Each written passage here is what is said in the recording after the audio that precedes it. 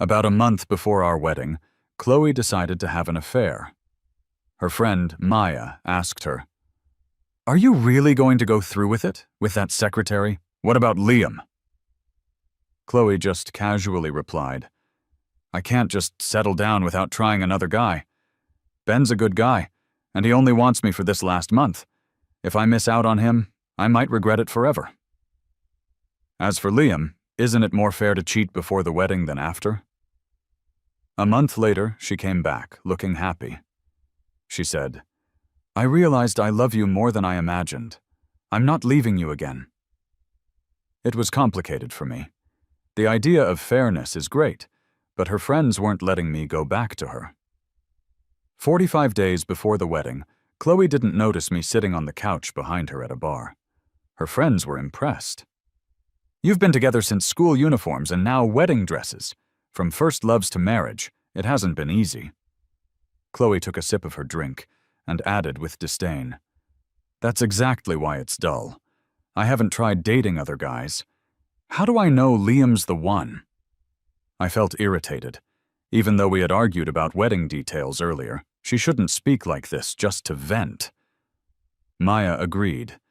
"Watch your words. You might have to eat them later." Chloe laughed. "You all say Liam's great and I'll regret it. But no matter how great something is, you'd get bored after 10 years. It's nauseating to keep it but a waste to throw it away." She was a bit drunk, speaking to herself. "Now I'm stuck with it for life. Wanting a change of pace is just human." My heart skipped a beat, feeling something ominous. Maya stayed silent for a while. Finally, she asked, "You're not seriously giving in to that secretary, are you? It's not fair to Liam." Suddenly, I felt frozen, powerless. 2 years ago, I stayed back in town while Chloe went to our new office in Thailand, where she hired Ben 6 months ago. My last memory of Chloe was her complaining about a new hire who always bugged her. "He wouldn't know. I don't check his phone or shadow him. Even if I chat with Ben in front of him, he never suspects. Besides, what do you know? Doesn't mean I've been with Ben." Maya probed. "Liam loves you and trusts you." "Love?" Chloe stirred her drink with a raised brow. "Even when I feel annoyed, he says he loves and trusts me. Everyone sees how much he loves and wants to build a life with me. Yeah, that's why I'm marrying him. Isn't giving him my entire life enough for you all? Look around. Who's stayed true to one person forever? Maybe even Liam can't." "Do you not love Liam?" It was a question that left everyone silent. I held my breath, waiting for an answer. Liam is like family after all this time. As for love, why ask like some naive kid? Her point was clear. Love was between her and me only. I blinked back tears, feeling a deep heartache. 10 years together, we built a successful life from nothing. For a decade, all I've done is love her. Earlier, I hadn't realized how naturally I shared my life with her, suspecting nothing. I thought love rooted our trust in each other. Maya hesitated. "If Ben knows you're engaged, yet still goes after you, he's likely after wealth. He's no good, and you know it." "Watch what you say. Anyone disrespectful can get lost," Chloe coldly defended him. "For all Ben says, he doesn't want me to cheat. He doesn't want to hurt Liam. Regardless of my engagement, we share meals, talk, bond. How are we different from any couple? What grounds do you have against him?" She ardently defended Ben, overlooking Maya's deepening discomfort. "Now that I'm marrying, Ben finally took a step. He says he'll leave, not ruin my marriage. Just this last month. Is that wrong?" She felt guilty. "Ben's a good guy. It's my fault for having him watch me marry another. It's unfair to him." Fairness. But is it fair for me? Seems like it. She gives up Ben for me, giving me everything, making me the lucky one. Maybe her growing unease, always busy, even leaving in the middle of dress fittings, made sense. Her one low-key wedding request stood out. Lost and aimless, I got up to leave. I didn't want to hear anymore. She once promised to tell the world she's mine. That promise died long ago. Maya couldn't confront Ben anymore, yet tried to advise. And Liam? You almost died for him once. Really ready to give that up? Chloe paused, frowning and tousling her hair, frustrated. I never said I'm giving him up. But if I miss Ben, I'll regret it. I just want to be with the one I like. Why's it so hard? With a drink, Chloe seemed set on one path. So be it. I'll follow my heart. I'll return to Liam loyally and never stray. What if you don't come back? No chance, she was certain. And even if I did, it's fairer not to cheat after marrying Liam. Standing at the door, the noise around couldn't drown her words from reaching me. Back home, I sat alone for a long time. My designed invitations lay on the table. Colleagues were cheering in the group chat. The wedding hype had raised our company's stock. A friend sent a video. She loved her bridesmaid dress. Before hanging up, my mom emotionally said, Liam, I'm so happy you've found happiness. Your grandma's health is declining, but seeing your wedding is her last wish. Finally, Maya. Liam, be nice to Chloe tonight. Lately, no silent treatments, okay? Why does she want to give me the silent treatment? I'm so drained I just collapse on the couch. The exhaustion is so overwhelming. I'm numb to the point where no tears even come. At 2 a.m., Chloe walks in. The room's dark. She hesitates for a minute and then heads to the study. Like a lot of married women I've come to know, she loves her alone time after work. No husband involved. She smells heavily of alcohol but acts so cold for no reason. If I were to ask her why now, she'd probably snap back at me, just like she's been doing a lot this month. We'll argue, then go silent on each other. And finally, she'll just vanish as if it's no big deal.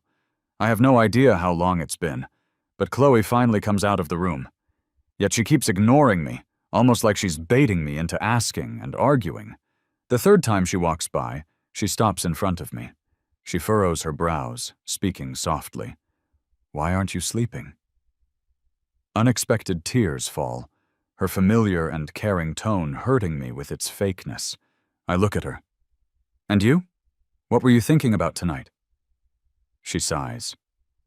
What else could I think about? Regretting our fight today, realizing I should have gone with my husband's ideas for the wedding details. Chloe taps my nose, soothing me just like usual, completely unfazed. I dodge her kiss, but she doesn't mind. She just gently holds my hand and leads me back to the room. I watch her familiar silhouette and feel the warmth of her hand. I can't understand how someone so great turned into this. We made it through the toughest times without giving up. The memories are heavy, and reflecting on it is excruciating. Back in college, I was accused of plagiarism, faced criticism, and cyberbullying, doubting myself until I was depressed. Chloe, who was just a high school friend back then, supported me unconditionally, even after getting physically confronted by overzealous netizens. When I started my business, she stayed beside a client for 30 hours without complaint, yet immediately dropped everything when I was given a hard time. Time and tide shaved off the edges of her youth, and I became more timid and smoothened. I worried about the company's instability, greedily envisioned a stable life many times. I hesitated to abandon the meticulously planned wedding, not wanting to leave Grandma with regrets. So many reasons, but deep down I know the main reason is I can't let go of her. I also can't forget the trust I had in her over these 10 years, or my confident and brilliant self. Am I waiting for something? For her to come back to me? Or for my heart to break completely? In the quiet night, I gently broke free from Chloe's arms around me. Chloe, are we still getting married? She sounded tired. What are you saying? Of course we will. We promised to be together forever. But marrying me while having someone else in your heart isn't fair. The air felt still. I thought she was considering what I said. Suddenly she grabs me, pressing me into her embrace, kissing me fiercely. Her kiss is fiery, from angry to soothing, finally letting go as I'm losing strength, almost suffocating. Chloe hides her face in my hair, her warm breath tickling my neck. Why do you think that? Who told you? Chloe's no fool. She knows I've caught on to something, but in her mind, she hasn't actually cheated. She's been careful with Ben. Sure, I heard some gossip. After all, with success, rumors always follow. Though before, they were all false. Is it that guy from the company? He's just an employee. Seeing me stay silent, she's completely honest. What do you want? How? About I cut to the chase, then. I close my eyes. It's the first time in 10 years we're facing betrayal. Holding back a wave of sadness. I'm so tired, I don't want to deal with him. Okay, get a different assistant. Sure. Her indifferent attitude makes it seem like she'd agree to anything. I don't know what else to ask. I feel helpless and futile. Do you love me? Once certain, now unsure. But I need to hear it. If she says no, then maybe... Of course, very much, Chloe seriously promises me. Liam, you're the man I love most in this world. I turn to look into her deep eyes. It's like seeing the girl I knew when we were 20, pure and determined. She's not lying. Relief floods my heart. For the first time, I embrace her back with all I've got. Chloe, let's stop fighting. Stay with me before the wedding. Let's give her a chance.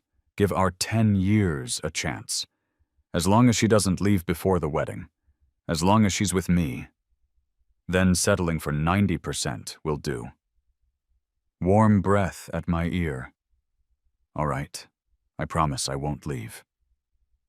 44 days left. Ben quits. Chloe hires a new secretary, a woman. Maya congratulates me for holding on. 39 days. Chloe and I are good again. The tension's gone. Wedding fights are over. 35 days. I retested my tux. Honeymoon is set for Ireland. 32 days. I delete a new message from an unknown number with a mocking ellipsis, the same number that 13 days ago revealed an unknown side of things. 31 days.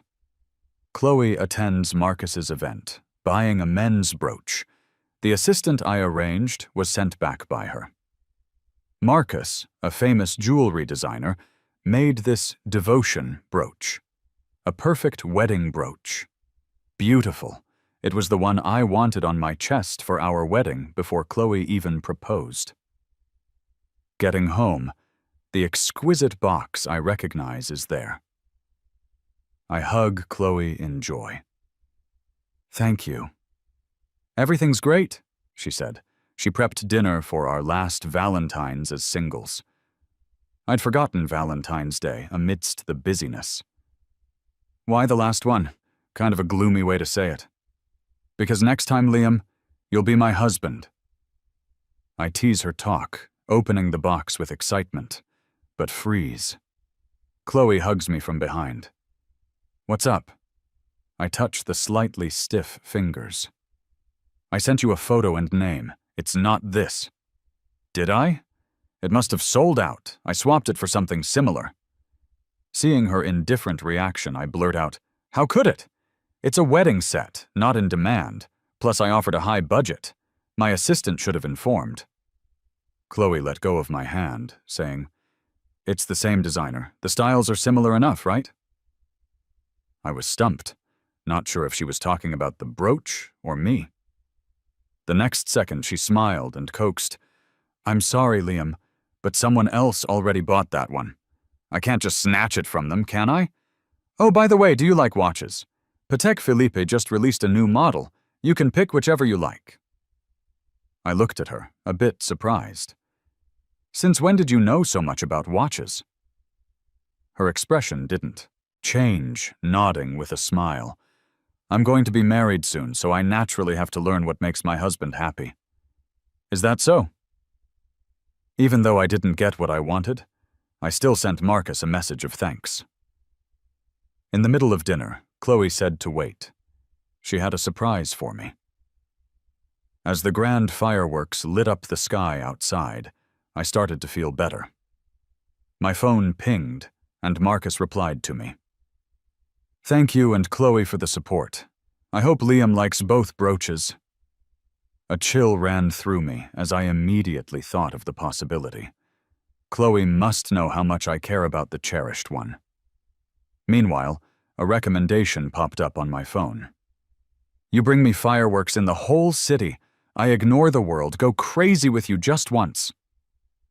That afternoon, his social media updated. Can't decide between two choices. Why can't I have both? The photo was of the cherished one, and the one I received tonight.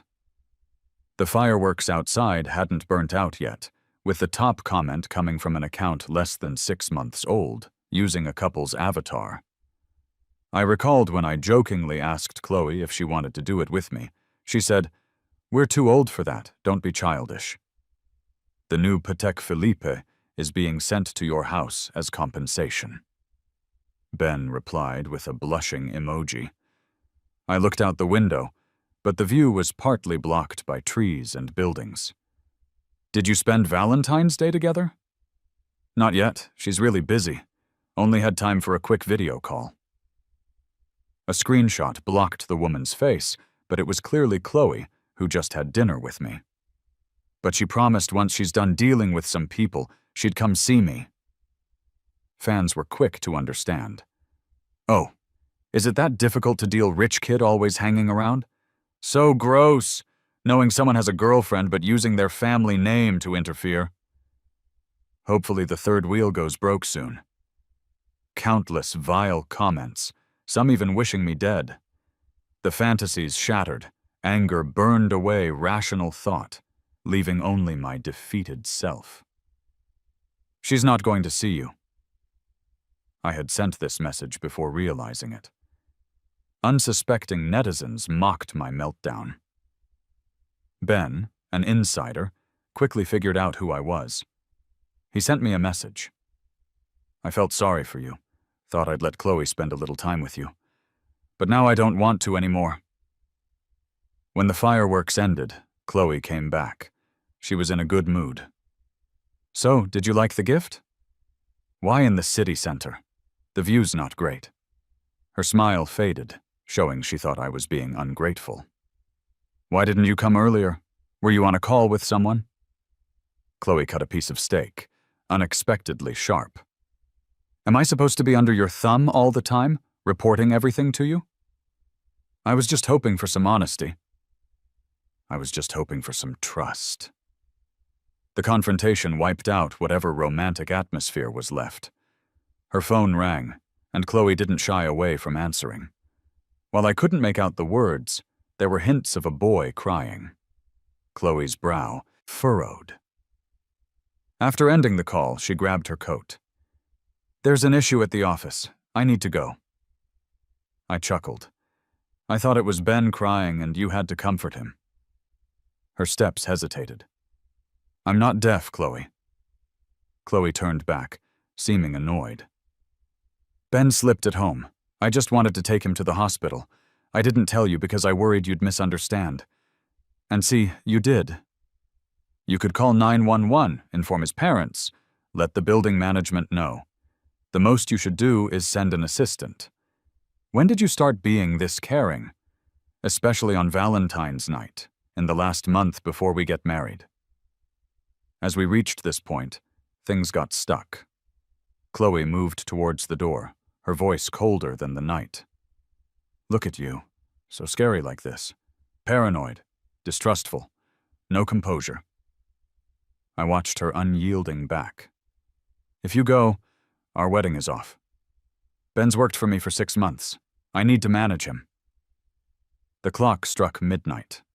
The countdown hit day 30. Chloe, I'm giving up on you. Reaching the position I am today, no one's dared to speak to me that way for a long time. It's been even longer since I felt the sting of being humiliated like this.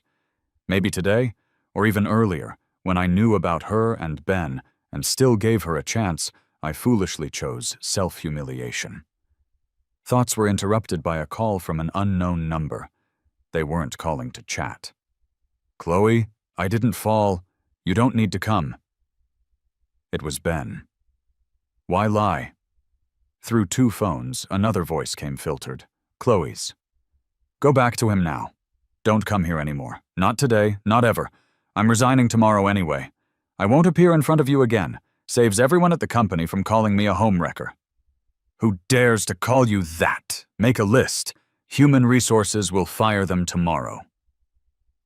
Chloe's cavalier approach to employees kept hitting my nerves. She's just trying to please someone, disregarding her employees' livelihoods or the company's growth. Ben, on the other hand, seemed pleased in a sassy tone. "Aren't you afraid he'll be mad if you don't go back?" They both seemed quite pleased with themselves.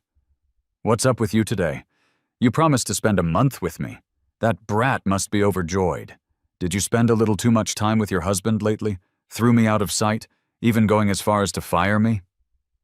Chloe coaxed him. "Such a temper. Didn't you want to be the boss yourself? Is a $3 million investment not enough as compensation? Besides, when did I abandon you? Haven't we been video calling every day? I was just planning to spend tonight with him one last time. Even if you didn't call, I would have been there with you tomorrow. I just didn't expect Liam to be so cold-hearted and disappointing after all I've done for him." "You can't go back before the wedding. You're all mine now. No going back, you're just mine." Ben bashfully said, "I've got a gift for you tonight. Oh, and remember to pick up some Durex on your way up." The cold wind pierced my heart, and when the blade fell, I heard Chloe mutter a low, After I hung up her call, Ben couldn't hide his smugness.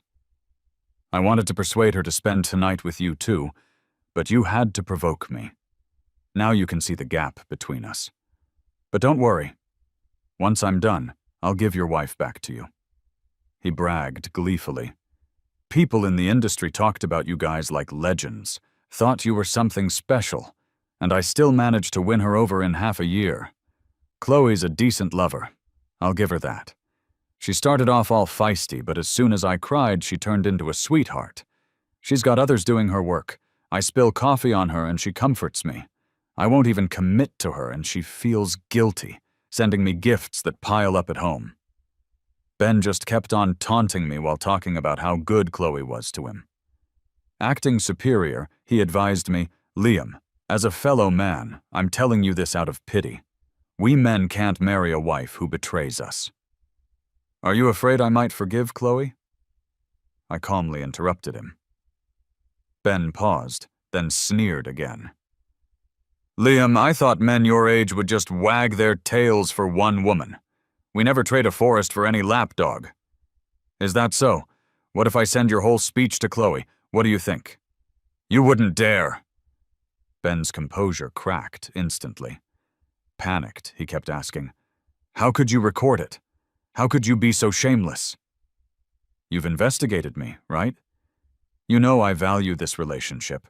Figured I'd keep it quiet even if I found out about you, just to avoid conflict with Chloe. You think you have me under your thumb." "I didn't. You wouldn't really send the recording to her, would you? But then you fear I might just quietly marry Chloe, so you couldn't resist playing the fool in front of me."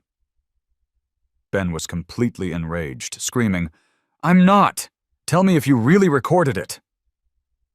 Listening to his quickened breaths, I called him. "Ben, say you're a shameless lowlife, a clueless imbecile." "Don't you dare," he repeated. Ben felt an indescribable threat in these calm words, as if he'd regret not obeying. After a few seconds of silence, he gritted his teeth. "I am a shameless lowlife, a clueless imbecile. I didn't say you could stop." So the self-insult continued bitterly on the phone. "You act like it's no big deal, But you're terrified of looking bad in front of Chloe, aren't you?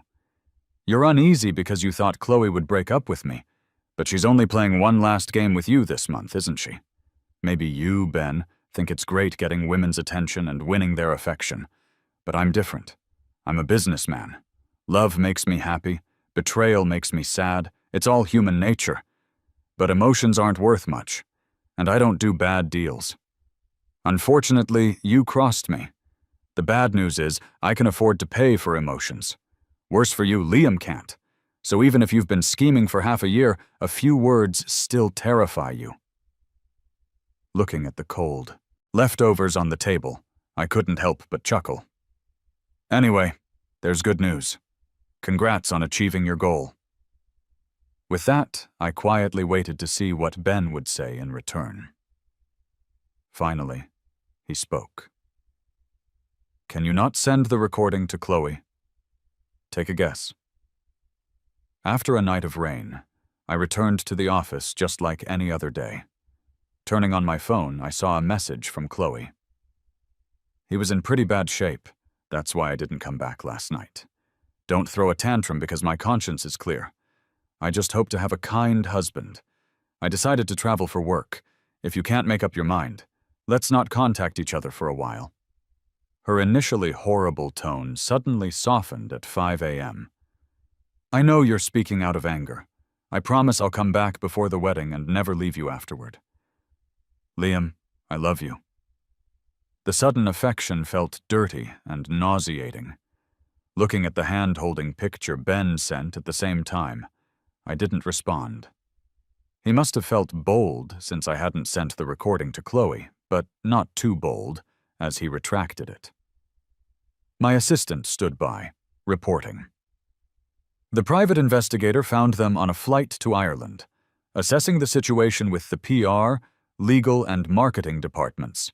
The risk-avoiding cancellation plan for the wedding should be ready in a week. Also, the merger team with Thailand has started. Ben messed up several projects during his tenure, and Chloe fired many employees for no reason over the past 6 months. After the acquisition, hold them accountable. Interestingly, 2 of the people fired yesterday were key figures in this merger, reducing the timeline from a month and a half to just 1 month.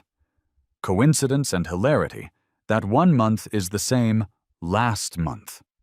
If Chloe doesn't leave, there's still a chance things could go either way. Maybe if she hadn't risked everything for Ben, she wouldn't lose so badly upon her return. But she destroyed everything with her own hands. People must pay for their actions.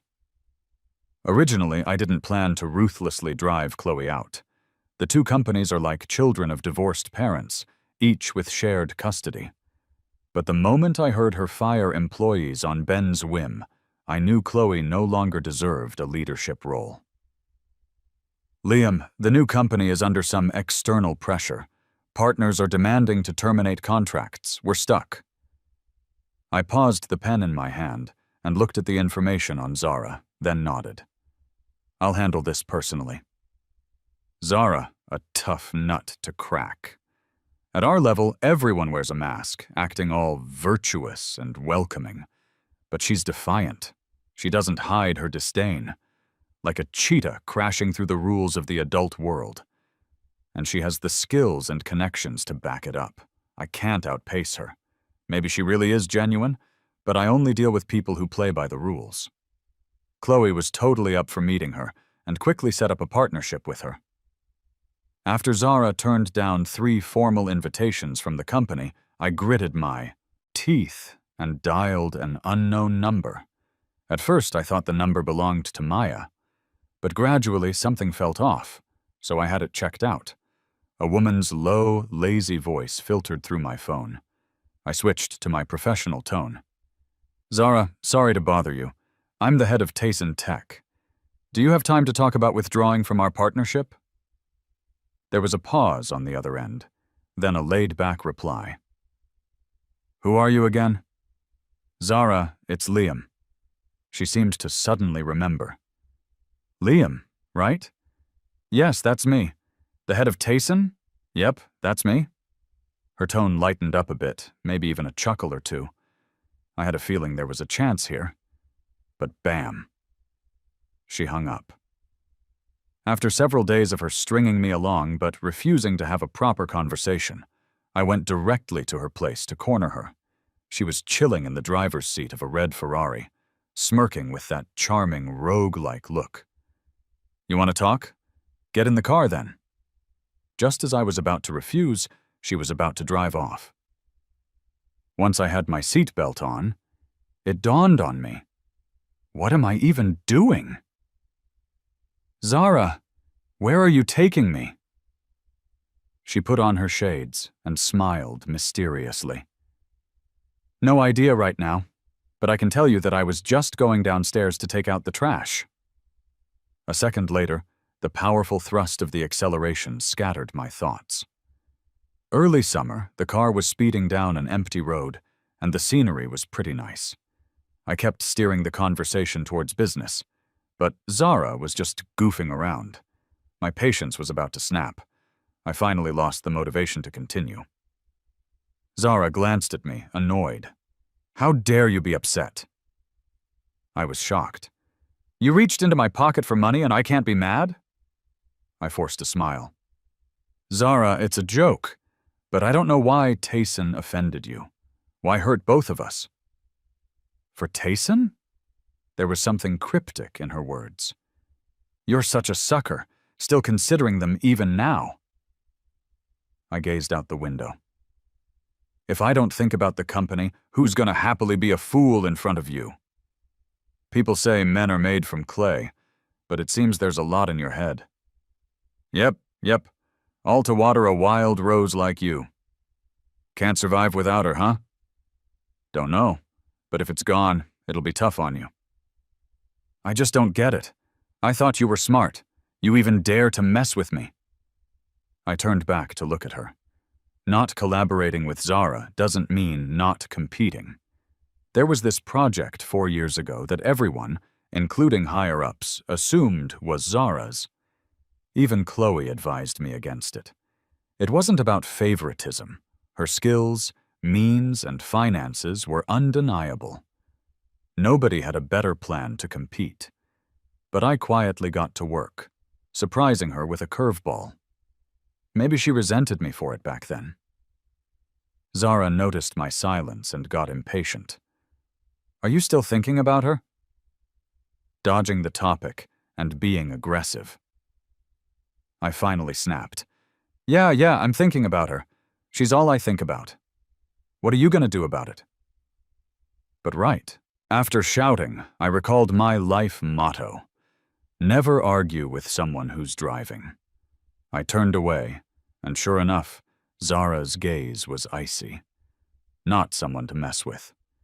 Her eyes were locked on the road. Her raspy voice sounded like she was talking to herself. "Won't listen, huh? I don't mind clearing your head." I regretted it immediately. "Zara!" A loud yell, heart racing. I grabbed the wheel, trying to steer away from the swerve she'd taken. The car still smashed through a roadside fence, barreling toward a field. Maybe it was just a second, but the car flew over a small slope. Splash.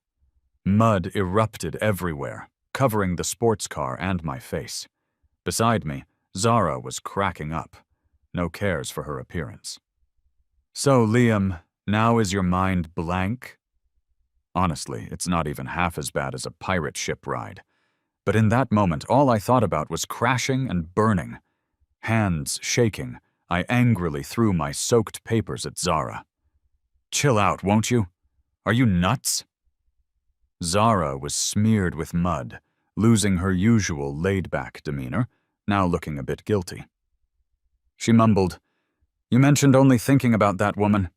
I can't stand it. Do you even know what Chloe's been up to?" "What does Chloe have to do with this?" "You never even cared to meet me. And now that I've touched her company, you're all worked up, arguing with me just now, too. Don't deny it.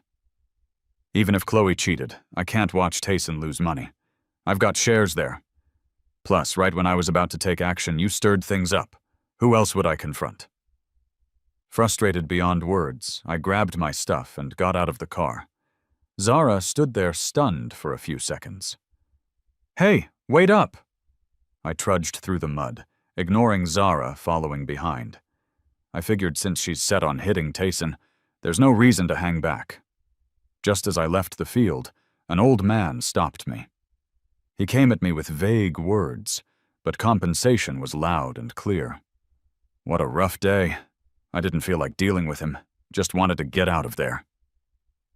Pressing my phone's power button twice didn't work. I glared at Zara resentfully. She shrugged. "Your phone's not waterproof? You know, I was taking out the trash. Who brings a phone?" Frustration clouded my mind. I fingered a brooch, remembering I'd forgotten to remove it in all the chaos. "Sir, how about this brooch?" But he mumbled on, and Zara translated for me. He said he doesn't recognize that, but wants cash. I handed him my wallet, but he shook his head. I looked questioningly at Zara. He said it's a research field, worth millions. I stood there stunned. Compensation wouldn't fall on me, right? We ended up arguing loudly and passionately until the farmer fell silent. After 10 minutes, when he refused to speak anymore, I felt great getting all my pent-up frustration out. But then Zara's expression changed. She grabbed me and started running. "What are you doing? Let go!" I struggled. "Did you see that old man gathering people? Bad people come from bad places around here. They could eat you up and not spit out the bones."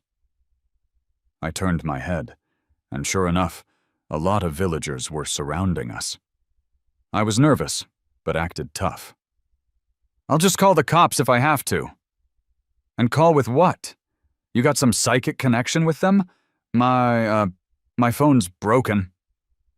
We turned a corner, and Zara paused for a moment. She shouted back, "Folks, don't chase us anymore. You can have the Ferrari in the field." The sunset painted the sky red. I pulled away from Zara's grasp and plopped down on the roadside. I'm not going anywhere. Even if the king of the universe shows up, I'm staying right here. A gentle summer breeze brought some relief as I exhaled deeply. Zara stopped too, bending over, hands on her knees. I looked up and met her curious gaze. Sweat dampened strands of hair skimmed over her bright eyes. I couldn't deny it. Zara had a really beautiful face. Her long eyelashes, pink lips, and defined features made her look more like a college girl than the formidable businesswoman everyone feared. Just 2 steps away, Zara swallowed hard.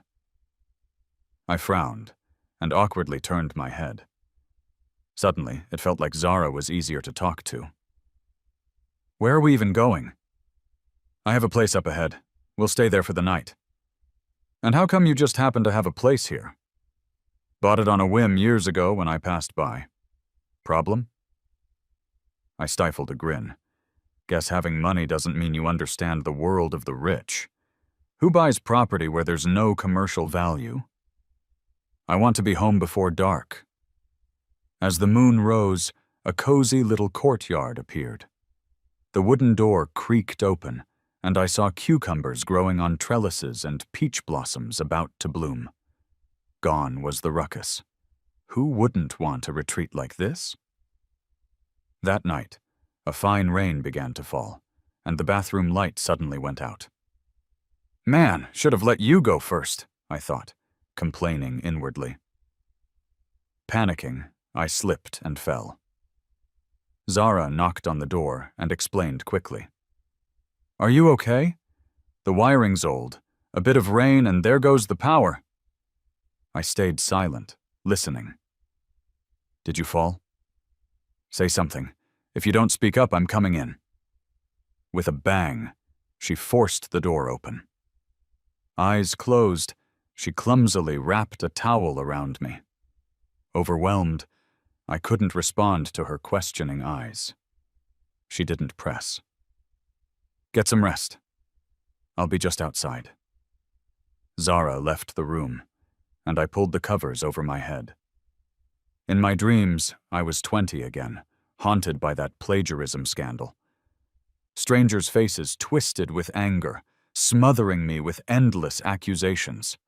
They dug up all my online identities, calling me a thief, worthless.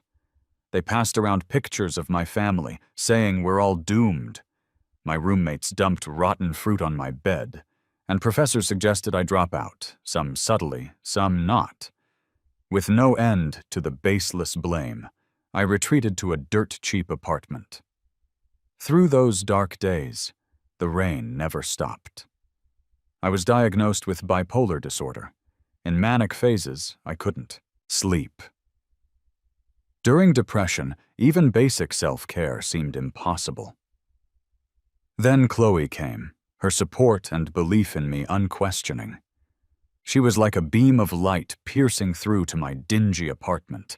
She comforted my hurt and sickness, shielding me from crazy offline followers. Soon, an official statement cleared my name of any wrongdoing. No apologies followed, just new defenders speaking up for me as the others faded away. Roommates still hated me, maybe more as I'd exposed their cruelty. Before I became Liam, they never spoke to me. Not that I cared anymore. I got better, and everyone thought it was all behind me. But only I knew I could never be alone in the dark when it rained. In the morning, I saw signs someone had slept on the couch. "You're up. Come have breakfast." I apologized to Zara for last night. Neither surprised nor offering comfort, she asked calmly, "Have you heard the saying?" "What saying?" I paused, surprised. "Kind people feel guilty even when hurt." Am I kind? No one's called me kind in ages. Recently, folks I thought were close saw me as cold-hearted. Avoiding her direct gaze, I realized someone sees the vulnerable inside I've hidden for so long. She switched the tone, teasing, "Didn't expect it. They say Liam is a sly fox, grinning but quick to retaliate. Seems the rumors weren't true." She started again. I set down my utensils gracefully. "Thank you, Zara, for everything. But if our deal's off, I shouldn't overstay." Zara stood abruptly. "I lost my car. Can't take you back today." "No worries. The highway's just 10 miles away. Plenty of passing cars." "But didn't your wallet go missing and your phone's busted? How will you pay anyone?" Expressionless, I walked past her toward the door. "I believe there are plenty of good people in this world." "Wait, listen," Zara called out, a hint of urgency. "I won't pull out from our deal with TX. We'll continue with other plans too." I froze, turning back. Zara withdrew her hand, looking pleased with herself. Confused, I asked, "But weren't you?" Coolly, she nodded. "Correct, but my car's in the hands of those thieves, and it's a limited edition. This morning, the old man said he'd return it if I replanted some rice. If you stay and help, I'll call a truce with TX. Deal?" You'd never guess. A billionaire CEO, a city elite dealing in millions, wrestling with a rice shoot. "Sun after rain. Get some rest up here, young man." The aunt in the rice field didn't worry about her precious experimental fields. She just kept telling me to rest. Even though there was no progress at work, I got to hear all about Auntie's loves and hates. "Auntie, I'm not tired yet." "Fine then." Her eyes darted, and she said, "These few are planted badly. Auntie will pull them out." Quick as lightning, she did it before I could stop her. I was speechless, wondering if she was sent by Zara to mess with me. I turned my head, and Zara raised her eyebrows with a mocking smile. "Liam's great kindness is something I will never forget." Shameless. Seriously, though. I closed my eyes, internally rolling them. I stopped paying attention. A gentle soap scent filled my nose, triggering faster reactions than my memory. How come it didn't smell this good when I used it last night? "What?" I suddenly opened my eyes, and Zara's face was magnified right in front of mine. Her cold fingertips touched my face and felt hot. "What are you doing?" I asked. She looked so innocent. "Just wiping your sweat." Too close. Close enough to see her long eyelashes, the little mole on her nose, her red lips, and below that, the rolling Adam's apple and rapidly blushing earlobes. No, no, no. It was like she realized, and Zara quickly shuffled back, coughing and waving her hands. I'm not, don't overthink it." In the end, she got so flustered and angry that she walked off. But she turned back, a bit annoyed, and tossed a towel at me. "Do it yourself." She looked like a little wife who's just been wronged. I stood there dumbfounded and couldn't hold back my laughter. Who knew that tough Zara was so easy to tease? "Liam, Zara's side has stopped the pressure, and the acquisition by TX is halfway through. Oh, and Ben and Chloe are getting married in Ireland," and Chloe agreed. 2 days ago, Zara returned my phone after getting it fixed. I hung up on my assistant and saw a picture of Ben and Chloe in wedding clothes on my phone, smiling at each other. I heard them gently say, "I do," to one another. For a moment, I was lost in thought. Having a wedding in Ireland, just like true love, something I once deeply craved. More romantic than a blessing is the curse of an unbreakable union, a vow of eternal love. Once I mentioned it, Chloe was surprised by my strange idea. But she earnestly agreed and valued the symbolism even more than I did. This eternal love was finally given to someone else. A false wedding, a vow turned lie, deceiving each other. They won't last. I snapped back, and Zara peered over my shoulder to comment. I chuckled. "Not necessarily. Chloe took a big risk before the wedding. Maybe they're really in love?" "Yeah, right. It's because they're both stupid. What are you looking at me for? Did I say something wrong? I said watching unhappy women cheat isn't as good as focusing on the present." Zara's voice dropped. "The present? What with the present?" Her eyes wandered. "The peach blossoms. They've bloomed this year." Her words prompted me to look up. Moonlight washed over a tree full of flowers. Not sure why, but maybe because of Zara's unease, my heartbeat got chaotic too. Trying to cover it up, I clutched my tea and gulped it down. "Ouch, it's hot." "Why the rush?" Zara frowned in the dim light, looking at my burned mouth. "I wasn't drinking boiling water just to show off." "Still arguing?" "Open wider." I tilted my head up. She pinched my chin. She held an ice cube with her fingers and gently placed it on my tongue. To avoid it being too cold, she lifted it, up carefully. As it melted, I swallowed painfully. Tears involuntarily welled up at the corners of my eyes. She wiped the water away casually with her thumb. I tugged at her sleeve, asking with my eyes if I was okay. Zara observed darkly for a moment. "Almost." Her fingertips pressed against my gums, soft flesh. She asked, "What about here? Does it hurt?" Head shaking in tears, breathing more difficult. "Time for medicine. Gotta get closer to see." I nodded, oblivious to her hoarse voice. Her fingertips again, cool medicine on my tongue, her hot breath on my face. As Zara's hand pulled away, I nearly bolted. Later, she knocked on the door. "The car's back. We'll see the doctor in the morning." I hid under the covers, choosing to ignore her in frustration. True to her word, Chloe didn't contact me again until the evening after Zara and I returned to the city. She called numerous times, which I missed, but sent a video in the day of her and Ben kissing wildly amidst bright lights. Also sent hotel pics, chaotic and indecent. Every "baby I love you" sickened me physically. but I didn't have the time to care. I was about to visit my grandma. Her condition turned critically bad. I didn't expect to run into Ben and Chloe at the airport. Holding hands intimately. Why were they back? I tried to avoid them, but Chloe suddenly looked back, locking eyes with me. In a flash, her expression changed rapidly, casting Ben away like she was shocked. Ben also spotted me, hatred flooding his eyes. Chloe rushed over, anxiously explaining, "Ben and I just bumped into each other. Just helped him with something." I smiled, nodding as if I totally believed her story. Not at all like the Liam who cared about Ben.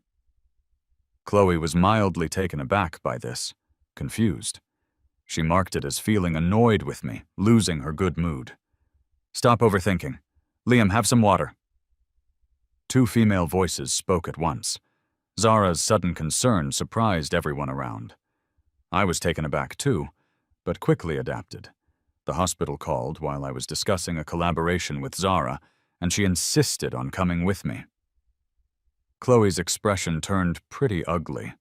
She forced a smile and wrapped her arm around my waist.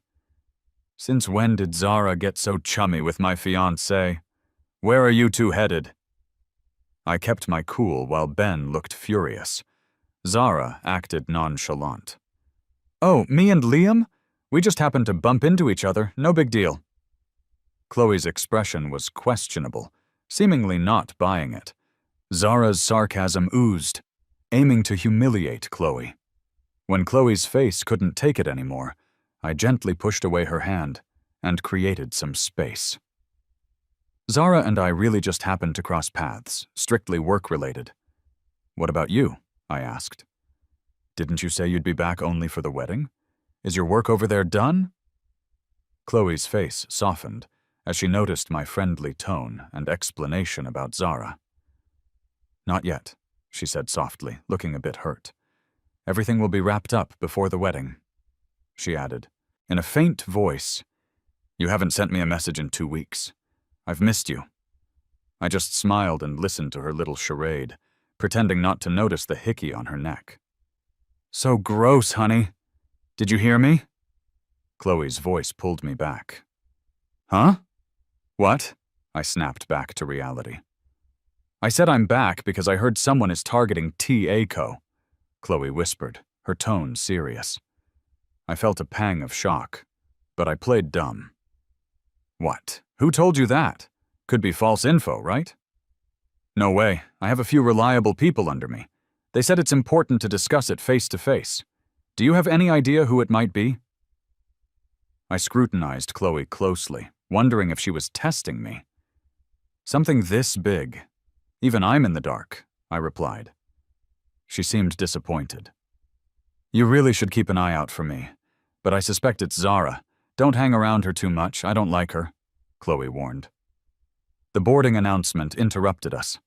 I dropped my friendly demeanor. "Don't overthink it, Chloe. Zara and I are just co-workers. Didn't you always nag me to socialize with her before, saying I was clueless?" I avoided Chloe's reaching hand. "Enough already. I gotta head out with her." I walked toward Zara, who arrogantly looked Chloe over before sauntering behind me. I knew that once Chloe returned to the office and met those people, a big storm awaited me. But such decisions were never an option in front of Grandma. What I didn't expect was for Chloe and Ben to buy tickets and follow us. "Zara, let's switch seats, okay? I want to sit next to my fiancé," Chloe said, putting extra emphasis on fiancé. "Sorry, I stick to airport rules, no switching," Zara replied, without budging. I shot Zara a glance. Who was she kidding with her following the rules act? Chloe refused to leave, anger flashing in her eyes, while Ben tugged at her sleeves. As we passed, Ben, visibly upset, bumped into me. As the plane prepared for takeoff, I suddenly felt uneasy. My watch was missing. After Ben's ridiculous outburst, he glared at me as if I took it. "Liam," he said with a sinister smile, "my watch is worth millions. Did you happen to see it?" I chuckled coldly. What? You think I stole your watch? Ben put on his victim act. I didn't say that. It was on me before we boarded. Now it's gone. He's always hated me and had plenty of reasons to get back at me, but that watch is important. Please, Liam, give it back. The passengers began to stir, not wanting to be delayed or thought of as a suspect. Misguided by Ben's words, they seemed to think I did it. One lady couldn't hold back. You all dressed up just to pull something like this? She yelled. Everyone hold on to your bags. There's a thief on this flight. Ignoring her stupidity, I focused on Ben, my face stern. You know I could sue you for slander, right? Liam, there's no need to scare me. No one else knows I have such an expensive watch, but you do. His gaze was a touch malicious. You realize how meaningful it is. To me. Yeah, I knew. He messaged me personally, rubbing it in my face. It's from someone very special, and I may only have memories left, so it means a lot, he pleaded. Zara snorted under her breath. From a doomed man, then? How unlucky. I coughed to clear the awkwardness while Chloe's face turned right, looking genuinely upset. Liam, give the watch back to Ben, Chloe finally said. After listening to Ben's sentimental spiel, she couldn't stay calm. This is crazy. I said I didn't take it. Liam, I'll buy you a watch if you want one. Just give this back to him now, Chloe insisted, fully convinced by Ben's tale. The last thing anyone needed was the whole scene escalating with police involvement. I know you misunderstood my relationship with him and want revenge. I'll explain later, but give it back now. She spoke quietly, like she was doing it for my sake. Ben chimed in, coughing. If Liam just undressed and let me search, this wouldn't be an issue. Search me? You'll find yourself facing another lawsuit. Chloe was teary-eyed. I'm sorry, Liam. She stood behind Chloe, fearful, but also daring. Liam, you've really let me down, Chloe exclaimed. You'll let him search, or I'll do it as your fiancé. She reached for my clothes, but Zara stepped in, grabbing Chloe's hand. Tension filled the air. Liam, I thought you'd realized by now. We found the watch. As soon as Ben yelled it was missing, the flight crew discreetly scoured the area. A young attendant, not interested in the drama, came over grinning. Sir, we found your watch. It was under your seat. The sudden awkwardness left Ben frozen, Chloe speechless. I just smiled, thanking the attendant. 15 minutes ago, I assumed Ben had bumped into me to lift something and accidentally found his watch. It was a rookie move, so I simply threw the watch back at him. I figured it wouldn't delay the departure, and I wanted to see what he was up to. Liam, I'm sorry. Chloe grabbed Ben and snapped, Apologize! Ben wasn't having any of it, insisting he remembered putting it in my bag. I won't! This isn't my watch! He must have had a flight attendant fake it. Chloe, you believe me. I can call the cops to prove my innocence. No police, I interrupted. Calling the cops would definitely delay the flight, and my grandma doesn't have the time to wait. Seeing I didn't want the cops involved, Ben seemed to get more confident. See, Chloe? He's scared. I'm not lying. Chloe, you promised I wouldn't get mistreated. Ben... Chloe quickly cut him off, worried he'd say more. She hesitated, looking at me. Liam, maybe there's a misunderstanding. If you didn't steal it, calling the police could clear your name. I stared at Chloe coldly, feeling nothing but disappointment. Chloe, don't you know this is a flight to Grandma's? She's in danger right now. Chloe looked shocked, suddenly torn. Ben started crying regardless. But Grandma, before, she always ended up, fine. It never took that. Long, Liam. My heart felt like it was being cut open. Chloe forgot how Grandma supported us when we started our business, how good she was to her. She's forgotten it all. Someday she'd do this to me too. She's inherently selfish and ungrateful. I held back my pain. Grandma's waiting for me. If I'm late, I won't have Grandma anymore. The woman who had withdrawn into the corner since finding the watch stood up. Why don't y'all stop arguing? I normally have a good heart. I already reported it. She understood the situation and went quiet, though clearly her good intentions had backfired. Chloe heaved a sigh of relief. This is great, Liam. Now you can get back to Grandma faster. I'll go with you. This was the first time since getting on the plane that I truly panicked. Let's go. A warm, strong hand took mine, and we left. Chloe tried to reach out for me while dealing with a sobbing Ben. Zara, where are you taking my fiancé? Zara looked back with a cold smirk. Your fiancé? You mean the one you've been defending? Isn't he behind you? If we got wrapped up with the cops, we wouldn't get out anytime soon. We should leave first. I knew it, but there were no other flights until tonight. I didn't dare imagine missing Grandma because of all this. I followed Zara in a daze. When we reached the rooftop, I finally realized. What are we doing here? I asked, puzzled. I'm checking if we can catch another flight. Zara stood there, her gaze impossibly gentle. Don't move.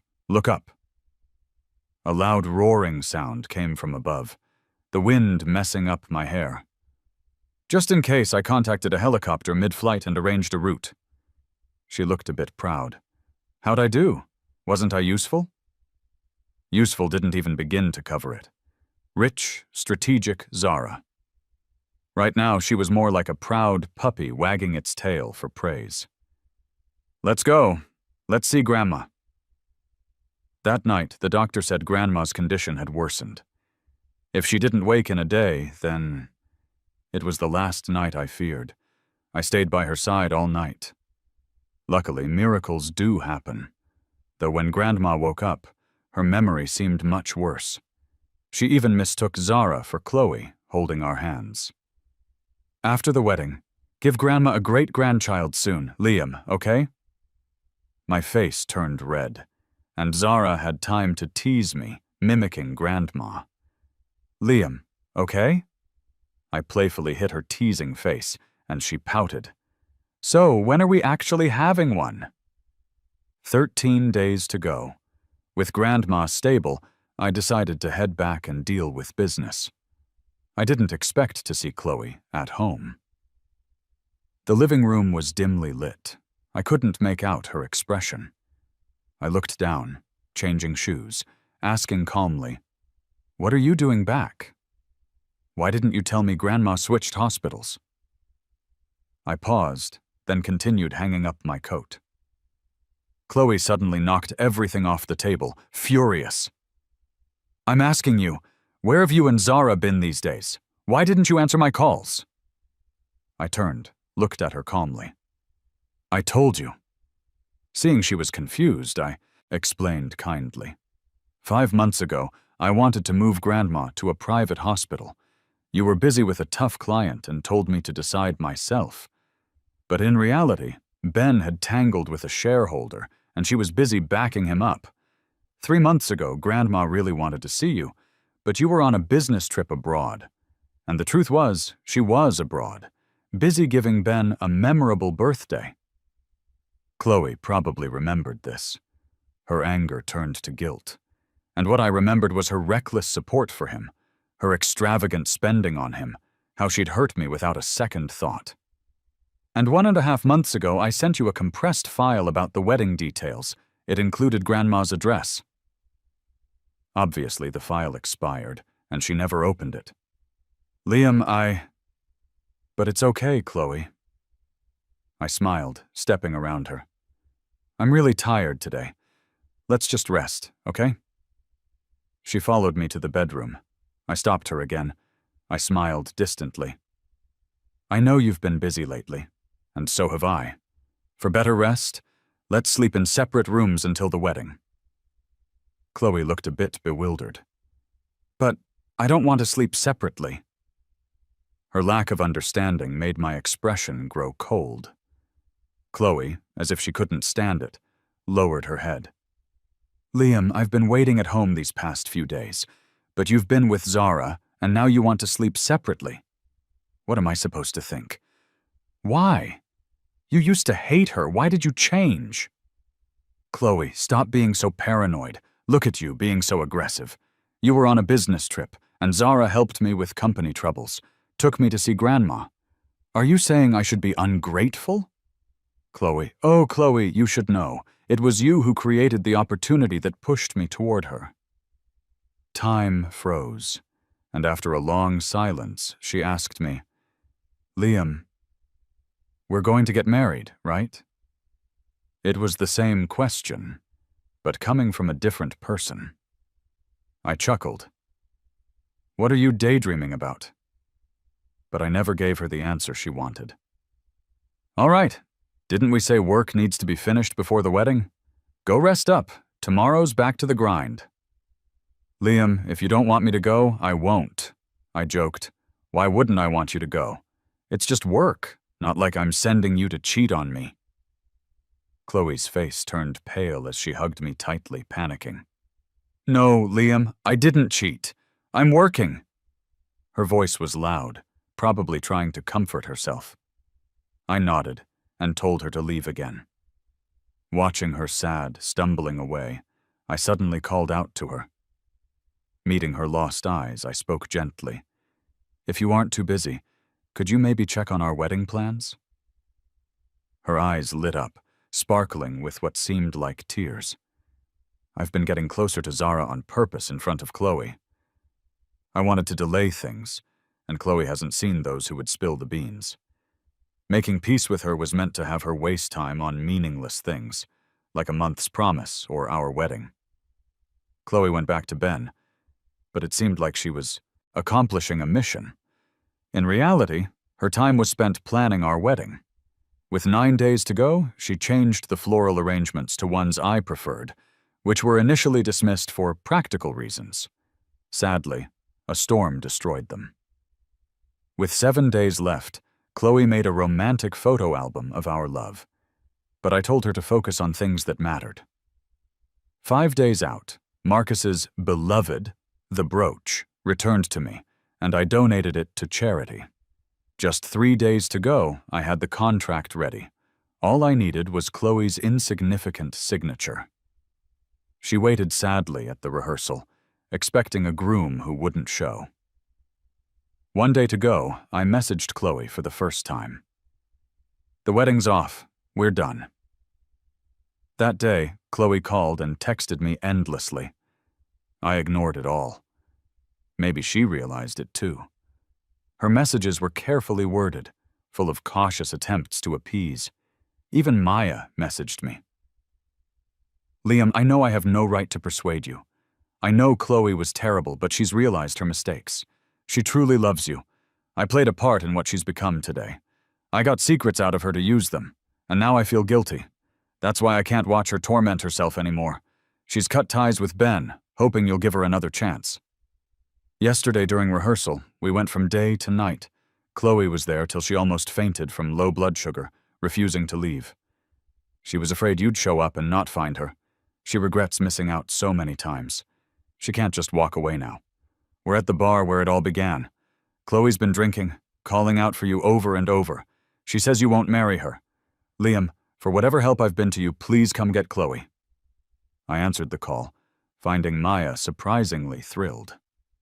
Liam, are you on your way? Chloe's right next to me. You... Chloe snatched the phone, tipsy and tearful. Liam, it's late. Don't bother. I can get home myself. Of course I wasn't going. I cut her off, telling her to stop calling. It's really annoying. Before Chloe could respond, I hung up. I eventually ended up at the bar. Walking past a private room, I froze. Inside were just 2 people. Chloe was sitting with her head down, and Ben crouched before her. Ben, I told you after yesterday, no more contact. Ben played the part of the helpless. Chloe, you know I'm not after anything. I just want to be with you. Chloe's laugh was harsh. Don't you find it funny? Get out or I'll take back everything from you. Why? Liam's treating you like this, and only I love you for real. Chloe's fingers wrapped around Ben's throat. If you mention Liam again, or even let him know about us, I'll show you what it means to wish for death. At the brink, Ben saw through Chloe's heartlessness. You're so smart.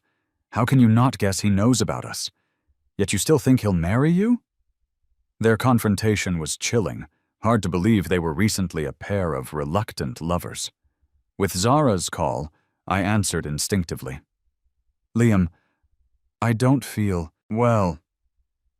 Snapping back to reality, I moved on. After dropping Chloe's call, Zara's cry for help came through. She'd gotten tricked during a business deal, disorientedly calling me. Zara, open up. It's me. The door suddenly swung open, pulling me inside. Her hot breath lingered on my neck. I was cornered and couldn't move. My hands were restrained, subject to her raspy yet sultry whispers of my name. Zara, stop kissing me. I'm taking you to a hospital. Liam, I'm burning up. Help me. Her lips traced from my neck up, pausing begrudgingly at my mouth's edge. Liam, are you visiting my dream again? Can you use a tie this time? I was shocked. What was she rambling about? I turned away to avoid her lips. Get a grip. This isn't a dream. She seemed to regain some sense for a moment. Not a dream? Then, is this dream coming true? The passion in her eyes went totally wild as she gripped my lips, rubbing fiercely. Liam, you're blind. You only like that blind one, and you can't see that I like you. You keep avoiding me. She grabbed my jaw, forcing me to face her. You torment me every night, turning me into a mess, only wanting to be your hidden lover. But you won't even give me that chance. You're so heartless. I was so shocked, I forgot to struggle. Zara had some masochistic tendencies. If I fought her over something, she'd still fancy me. I swear if I slapped her now, she'd probably just look at me with teary, happy eyes. But I'm obedient, she continued. I listen to you, so reward me. Let me do whatever, okay? A knock came at the door. Liam? Liam, are you in there? It was Chloe. Panic rushed through me, and I tried to leave, but Zara held me down. Zara, this isn't right. I don't want to. I mumbled, unable to make Chloe hear any of this. The phone started ringing too. I pushed Zara against the wall, trying to leave. She slumped to the ground, looking all defeated. You go ahead. I won't let her find out. The voice outside got more frantic. Liam! Liam, come out! How could you betray me? I stopped and picked up the call. I'm at home. You should leave. That excuse was full of holes, and Chloe fell silent for a long time. Then, Liam, come back with me, please. Chloe, I'm not dumb, and neither are you. I messed up, but I've always wanted to marry you. You know I knew everything, even before the night I asked if I could stay. If you have any sense, you should return to the company now. I'm tougher than you think. I know, she replied, sounding older. But Liam, tomorrow is our wedding. Get some rest. Don't be late. Her footsteps faded, and a pair of hands wrapped around me from behind. I looked down. You promised, she said. Tonight, I can do whatever I want. I slept in late. I heard Chloe forced her friends to attend the wedding. News about the cancellation had been out since the day I laid things on the line, but she was pretending not to notice. And then there was Ben, crashing the event in a tux. He loudly shared with Chloe's relatives about bringing a child he had with his ex-girlfriend and how Chloe had agreed to help him raise the kid and marry him. Naturally, I helped spread the tale of their scandalous romance. Chloe's dad was furious, had to be hospitalized. He forced Chloe to marry Ben to save face. Perfect. She could be with him forever without guilt. Ben was happy too. Marrying Chloe meant endless riches. But he didn't know humble overseas life awaited him, because I wouldn't leave Chloe in the country. A smart CEO takes care of all potential threats. I knew she didn't want to, throwing fits at home, trying to reach me through connections. But she'd lost that freedom. Yet she could start from scratch abroad. Life might be tough, but if she behaved, I'd leave her be. After all, I'm a kind CEO. I heard about them last at my wedding with Zara. An ex-employee Chloe had fired was venting. Ben couldn't handle the hard life, cheated on her with a nouveau riche lady, only to get shot in the eye by her husband. And Chloe, now homeless, had no money to save him. She had a bit, but chose to take a stab from Ben rather than help him, hoarding what little she had. Almost 10 years now, she's still thinking of returning home. Who's even there? I wondered, smiling. I didn't know either.